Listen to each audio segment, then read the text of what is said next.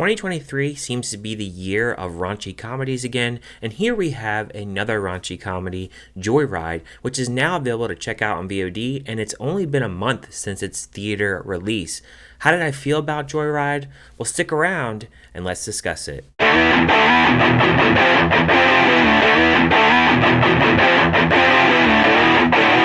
Joyride follows four Asian American friends as they bond and discover the truth of what it means to know and love who you are while they travel through China in search of one of their birth mothers.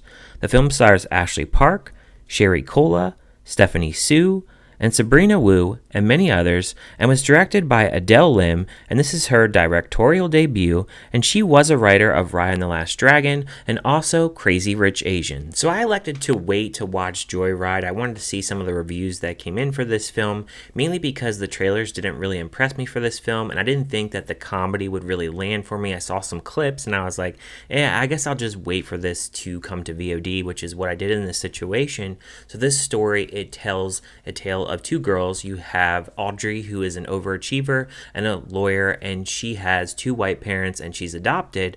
And then she has her friend named Lolo, and they go on this journey because Audrey is trying to get a promotion. So they're going to travel to China, and she is going to meet with this guy, and they're going to get this promotion. But in order to get this promotion, he has to actually know who her family is, and so she has to go on a search for her family. And meanwhile, while they go on this trip, they have the cousin of Lolo. Her name is Vanessa, but they nickname her Deadeye. She's very awkward, very shy, and has a different kind of personality compared to everybody else.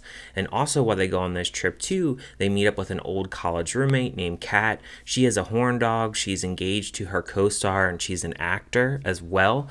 And she is trying to live this Christian life, and obviously in college she was known for sleeping around. So you have all these girls in the mix, and they're on this journey to find out where Audrey's mother is, and that is really the gist of the story here. The biggest thing here is the kind of comedy that you would really like in a film. For me, I'm kind of mixed on the kind of comedy that I like, and one thing that I will say about this film is I do appreciate the fact that we have all these different Asians actually being represented in a film. I think some of the comedy here, it does land for me in certain portions of the film. It's a very sexually charged film. There's a lot of sexual innuendos in this film, and it does use a lot of that to its advantage. There's also a lot of cursing in here, which I'm okay with, but I don't like at certain points in this film.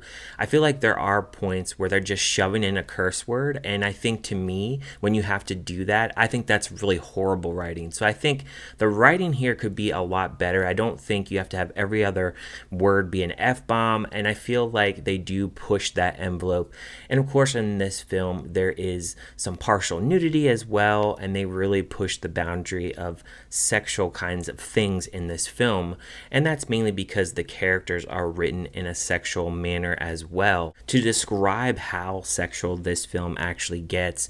So you actually have people having threesomes in here, you have somebody actually showing off their vagina, partial nudity, that kind of stuff really pushes a lot of what this film is trying to actually throw at an audience. And for some people, it's going to be just a little bit too much on what it's trying to actually throw at you on screen. And of course, a lot of this is trying to be shock value and get you to go, holy crap, I just can't believe they actually did that. I felt like a lot of the jokes and a lot of things that are shown in the trailer, it's in the film and you've already seen it. So the laughs don't always really hit because you've already kind of seen what was going to happen in the film.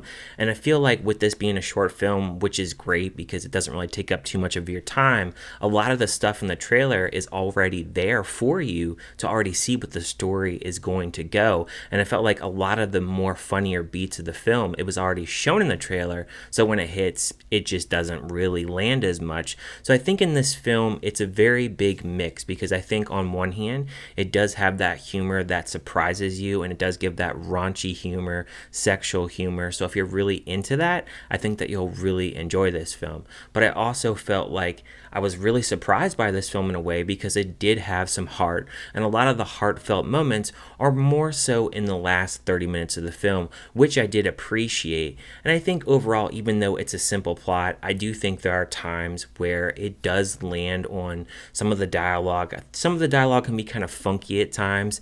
I wouldn't say that I actually relate wholeheartedly to all the characters. Some of their traits I may have a little bit of relation to, but I don't think I really relate to their situation that much. Although I do appreciate that we get a different kind of story and get into ethnic backgrounds. And I also wouldn't say that I really understand all the different jokes towards Asian culture and all the different kinds of countries that involve different types of Asians. Obviously, I don't know a lot about that, and I think those kinds of jokes don't really land for me, and I think for some others they won't as well.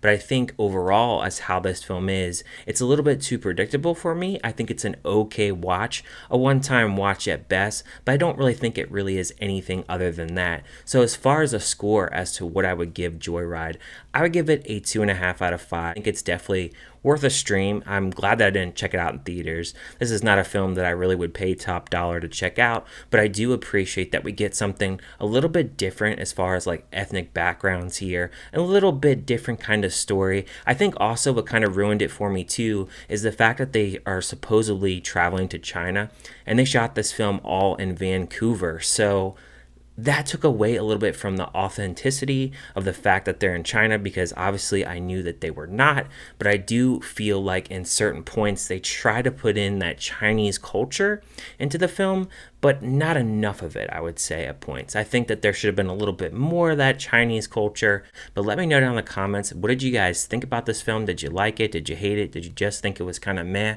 And if you haven't checked it out yet, are you going to check it out on VOD now? Thank you guys for watching, and I will see you guys on my next review.